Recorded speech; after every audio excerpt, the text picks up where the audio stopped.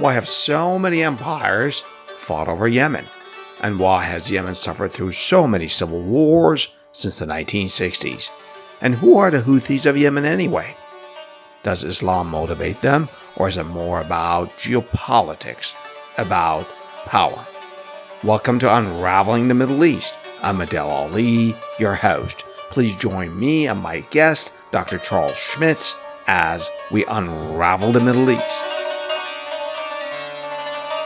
Dr. Schmitz, it's a pleasure to have you on our program. Thank you for taking the time for this conversation with me. From the 1960s to the present, Yemen has experienced many civil wars, revolutions, and a long list of foreign military involvements and even interventions. So, what are some key points that you wish to highlight for us so that we better understand this complex and frankly turbulent background? Yeah, it's a good question. I would say that the foreign intervention goes back even further. Further. Further, yeah. So it's a geopolitically strategic spot. It's on, the Bab el Mandeb, those straits. It's right on the Red Sea. Is that the Horn of Africa? Is that what you're talking about? Well, the Horn of Africa, Somalia sticks out, but then Yemen sticks in to make those straits where the Red Sea that open into the Red Sea from the Gulf of Aden. And it's a strategic point because a lot of commerce is going through there from the Far East and from the Middle East through there to Europe and then on to the United States. Of course, it cuts the route off of going around the Horn of Africa, which is what they had to do before the Suez Canal. So in essence, really, the Yemen is on the other end of the Suez Canal. Yeah. It's a very strategic position. And the Ottomans showed up in response to Portuguese incursions way back. Oh, wow, Portuguese were there. Interesting. Yes, the Portuguese had forts along the Yemeni coast. And then, more significantly, the British in 1839 showed up. And this is prior to the Suez Canal is 1867. But the Brits recognize it as a strategic spot, and it becomes it eventually is a colony. Aden is a colony of the British. And wait, if you say when you say it's a colony of the British, that means did they take it away from the Ottomans? Or was they took it away from the local rulers. I see. So the Ottomans had two occupations, one in the 16th century, and then they returned again in the 19th century. The first time they came in response to the Portuguese, and the second time they came in response to the British. And the British recognized it as a key position, and it became a very important coaling station when ships, went from sail to coal. And so you mean like for shipping fuel, coal for? The port of Aden is a wonderful natural harbor, and the Brits recognized that, and they took it from local rulers in 1839. And it was actually the Ottomans and the British that divided Yemen into what became North and South Yemen. They drew the line. And so the division of Yemen was by foreign intervention, and to a large extent it was. I see. Dr. Schmitz, I just want to make sure, and I hope this is not a silly question. I want to make sure I follow the strategic importance of Yemen prior to the Suez Canal. So there was no shipping from the Red Sea into the Mediterranean before this modern version of Suez Canal, right? So they would. The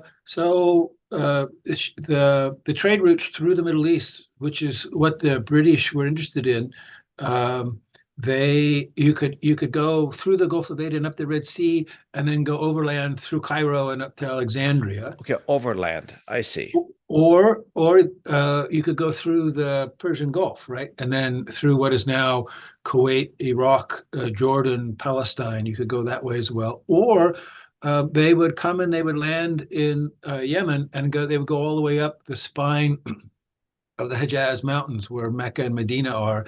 That's always been a trade route, and they would go all the way through overland through the Arabian Peninsula to the Mediterranean.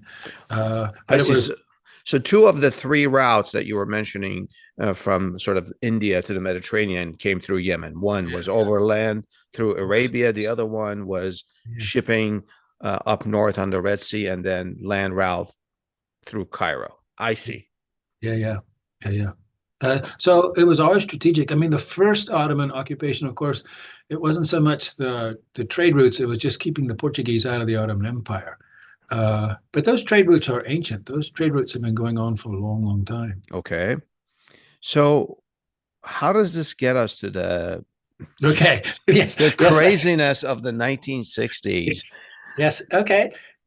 So for today's for the topic of today, of course, the Houthis are at the core of it, and um, the Houthis are they Before are we get to the Houthis, if I may, Dr. Schmitz, I'm wondering, going back to the 1960s, what what big events happened that got us to this current point?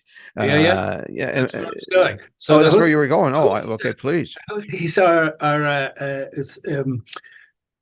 their roots lie in the Zaidi Imamate. The Zaidi Imamate the first Imamate was in 890 in Yemen, so over 1,000 years ago. And in the northern part of Yemen, the far north of Yemen, the mountainous tribal areas of Yemen, there has been a Zaidi imamate for that long period of time. And in the 16th century, the Zaydis in the north, the Zaydi imamate expanded and took most of what is now Yemen. So it expanded into the southern and the eastern parts of Yemen. And the Zaydi far north has dominated Yemen since the 16th century. And the Zaydi is a form of Shiism, and one of the key tenets of it is the existence of an imamate. In other words, the existence of a religious scholar who is also a political leader who leads the Muslim community, which is to say the state. Like an imam, like the Shia imam in Iran Shiaism. Yes, but the key thing there, the key difference is that the idea of the imamate in Twelver Shiism, which is the Iranian one, and in Beirut as well, they have this idea of the infallibility of the imam, that the imam can't make mistakes. The imam is guided by God. But Yeah, in Zaydism, that's not true. In Zaydism, it's a human being. The imam is a human being and can make mistakes and can be overthrown. And that's an important part of Zaydism, because there were lots of competing candidates for the imam, and they would go back and that's a forth. big difference. Yes, it is a big Yeah. difference. Okay. And here, let's just say now that as a result of that, and what they say is that in order to be eligible for the imam, you must be a descendant of the Prophet through Fatma and Ali, which is the line that the Shia consider to be critical for So being an. Fatima being Prophet Muhammad's daughter and Ali being his cousin and son-in-law. Correct, correct. I And see. and see, in Shiism in general, Ali is seen as the rightful Yeah. leader of the Muslim community. Uh, and when we talk about the descendants of the Prophet, which the Sunni is also, the descendants of the Prophet is also amongst the Sunni, but they have a wider definition of who qualifies. And amongst in Zaydism, you have to be a member of that to be eligible to be imam. And so there was a class of people in Yemen that claimed descent from the Prophet, and so they had I want to say they were eligible. And the Houthi family is one of those Sada. And in Yemen, the Zaydi religious scholars, they would have sort of lineages of prominent scholars, and the Houthi come from one of those lineages. And in 1962, the in Yemen there was a revolution against the imamate, and it was Oh, on Gamal Abdel Nasser's free officers. They called themselves the free officers in Yemen, and they wait, Nasser was Egyptian. correct. They modeled themselves on what Nasser did in Egypt. So they took inspiration. They took Oh, inspiration from Nasser, okay. and they wanted to found a republic. And in fact, it was the imams generals that were the leading proponents of this, and so they were Zaidi themselves. We have to distinguish between those that claim descent from the Prophet, and then just an ordinary person who follows the Zaidi school, right? Hmm. And the generals, of course, were Zaidi. They were from the north, but they believed that the imamate was backward and that they needed to found a republic in order to modernize Yemen and bring Yemen into the modern world. And of course, the key to a republic is that all citizens are equal and all citizens have the ability to be a leader, can be elected president. Yeah, of course, of course. And so this didn't sit well, of course, with the Zaydis. Now we've got to be clear about this. I mean, a lot of sort of the Zaydi North supported the revolution, and to your point, immediately upon they tried to kill the existing imam. They didn't succeed. He escaped to the north, and there he rallied tribes, and with Saudi backing, he tried to reclaim his throne, his leadership, and Nasser invaded with the Egyptians invaded to support the revolution. Uh, Oh, and they had a civil war for 8 years that more or less ended in a stalemate.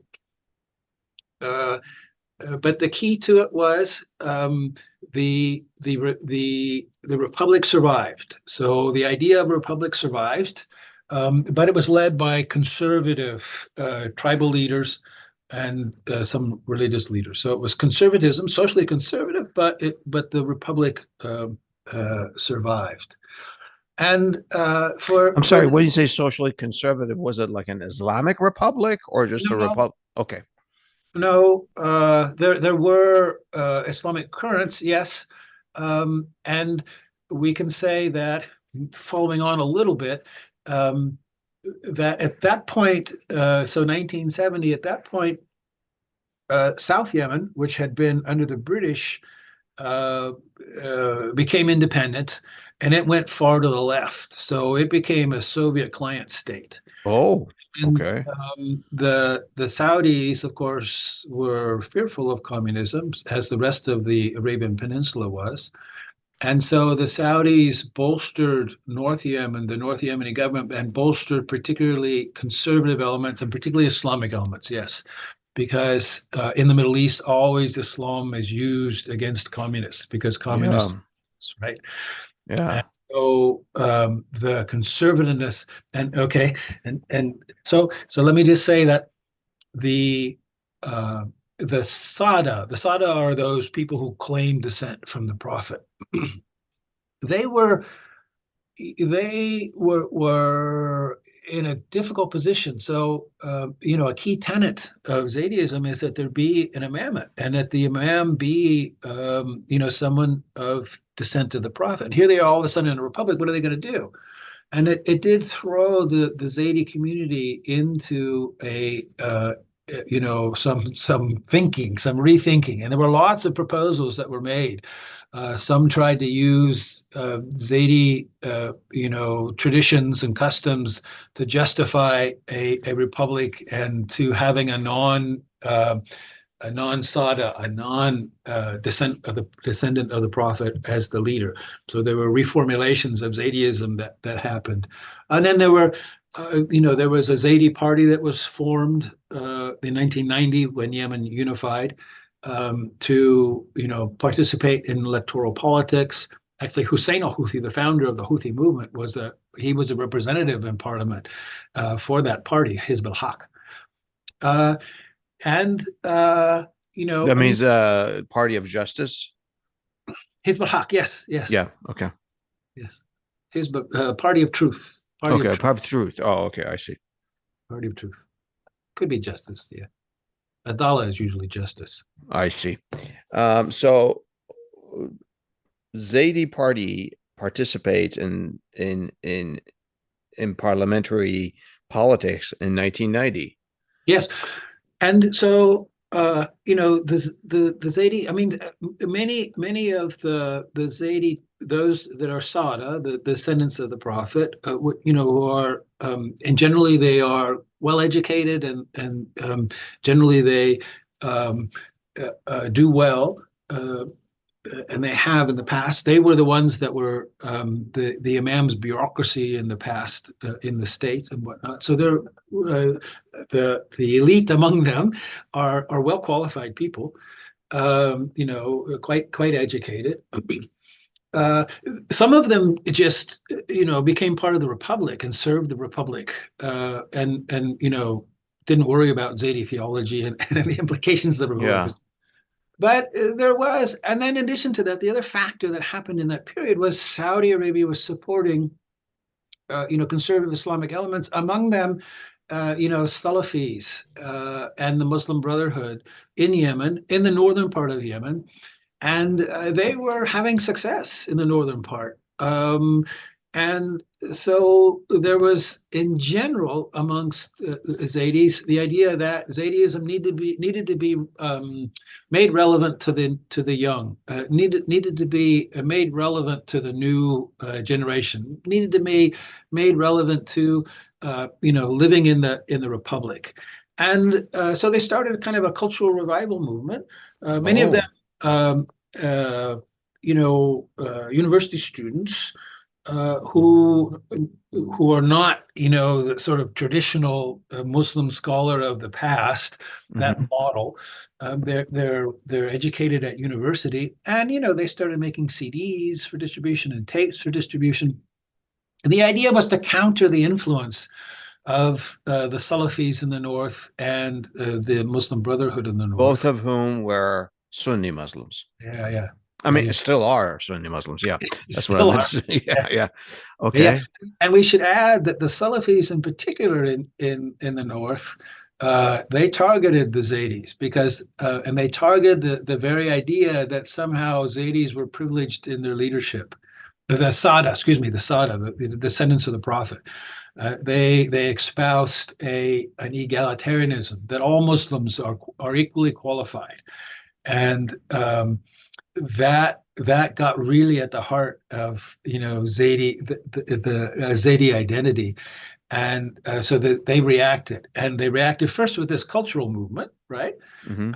And for a time in North Yemen, the competition between these Salafis and the Muslim Brotherhood and the Zaidi revival movement was a competition of summer camps for kids. And Oh. yeah, this is what they were doing. And the Saudis, of course, were well funded, and so kids were going to it, and they were being influenced. And so the Zaidi movement did the same thing. It was called the the Believing Youth, The bleeding Shabab youth. al-Mu'minin. And then in so in the 90s, we should say that Yemen fought two wars. The two Yemens fought two wars that were Cold Wars, right? That was part of the Cold War. Hmm. South Yemen being Soviet allied, and North Yemen being Saudi and U.S. allied. Uh, and then in 1990, as the Soviet Union collapsed, the two Yemens got together and they decided that they would have a liberal republic. That political parties would be legal. There hadn't been political parties So before this is that. a unification. This is unification, Okay. 1990. And that the leadership of the new government um, would be determined by elections. And This sounds good. yes, it sounds very good. Yes. Yeah. Sounds very Okay. good. It didn't work. They had elections, but then they had a civil war in 1994 in which the North sort of overran the South. So the electoral process didn't quite work that way. But in that period, there was a Zaidi party. That's the Hizb al-Haq, and Hussein Houthi was the representative from 1993, I think, to 1997 in that party. And then he gave up on that. I mean, Ali Abdullah Saleh, who was the longtime ruler, who was overthrown in the Arab Spring, his regime was kind of soft authoritarian. So, always elections and always, formally, looked like a liberal state. But he had lots of ways of, sort of getting his way. Uh, Cajoling, muscling his way through. yes, that's right. That's right. And Hossein Houthi seems to have, given up on that, on electoral politics. And he went away, studied in Sudan, and he came back in the early 2000s, which was the period, so 9/11, and then the buildup to the war in Iraq. And the invasion of Iraq by the United States was extremely unpopular in Yemen. Uh, and Ali Abdullah Saleh was, he very much um, wanted to be a U.S. ally in the war on terror. And the U.S. carried out the U.S. gave Ali Abdullah Saleh lots of assistance in the war on terror.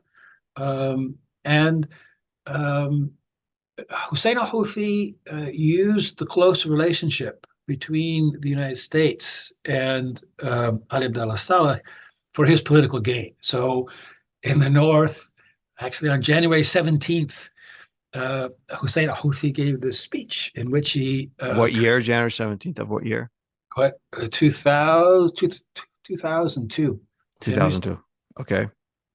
and he gave the speech in which he created the famous slogan of the movement, which is how does it go? Death to Israel, death to America, curse the Jews, long live Islam.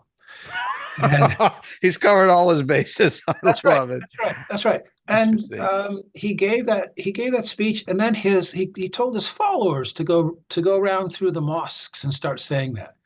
And he did it. He did it in the north when the American ambassador was up there, and of course the American ambassador. It was intentionally designed to irritate the U.S. ambassador, but more so to irritate Al Abdullah Saleh. And he kept doing this, and his followers came down to Sana'a from the far north, and they went to the Grand Mosque, which is the big mosque in Sana'a, and they started this chant. And so Ali Basilek said, I got to arrest this guy. He's embarrassing me. And Oh, he sent a contingent up to arrest Hussein al-Houthi. And a gunfight breaks out, and then another and another. And pretty soon there's a small war going on in the north between Hussein al-Houthi and his supporters and the Yemeni government. And in the summer of 2004, they kill Hussein al-Houthi. The Yemeni oh, government kills okay. him. And And the Houthi movement is the namesake of Hossein Houthi, right? yes, yeah, Okay. yeah, yeah. Okay. And see, what has happened is that cultural Zaidi movement has now been transformed into a political movement. Hussein al-Houthi takes it and politicizes it. And if you read Hussein al-Houthi, it is not religious. He's not talking about religion at all. Let me qualify that. He's not talking. He's not trying to be a Zaidi scholar. He is just like many Muslim movements. He is saying that the Muslim world is weak and dominated, and Muslims need to wake up and they need to be politically united. And by doing so, they will overthrow their oppression. And the primary oppressors are the Americans and the Israelis in the Middle East. And so, if the Muslims just stand up and get the United States out and get Israel out, get the Israeli influence out, then Muslims will be strong and powerful, and et cetera, et cetera. That's the gist of it. And so it's a geopolitical position. It's So this not is not Islam, the theology. This sounds like political Islam. correct. Yes, it's fair. And the Yeah. Houthis still are that way. I mean, you will find with Abdel Malik is Hussein's brother who took over after Hussein was killed.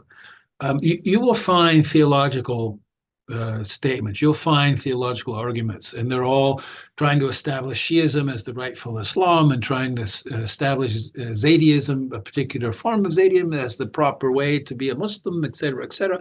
But the emphasis is geopolitics, and in that sense, everybody wants to know about Iran. What role does Iran have? Well, Yeah. in the in the beginning, we can say that Hussein al-Houthi very much agreed with Iran, not because they're both Shia, not because of theology, but because of their geopolitical stance. And in fact, Interesting. You're saying it wasn't about necessarily about religion. This is about geopolitics. yes, yes, absolutely. So here, let me just give you an Ah, example.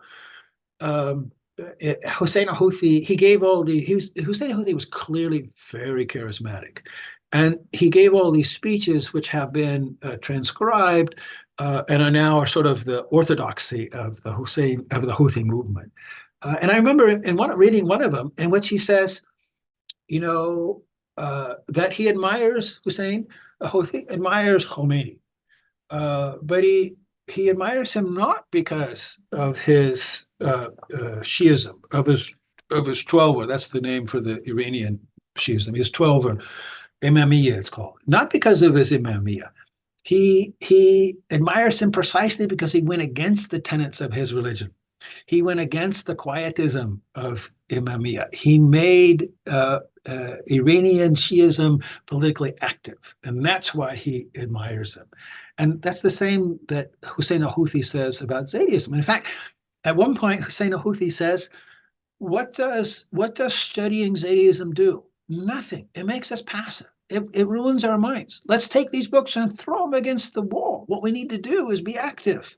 That's what we need to do. So I mean, it is kind of religious, and if you read Abdel Malik, the Houthi movement, they justify everything in with Quranic quotes and all of this. So in that sense, it's religious, but the heart is geopolitics. oh wow, that's amazing. Let's take a break here. In the next segment of our conversation, we'll talk about the Houthis and their wars and what's happening now.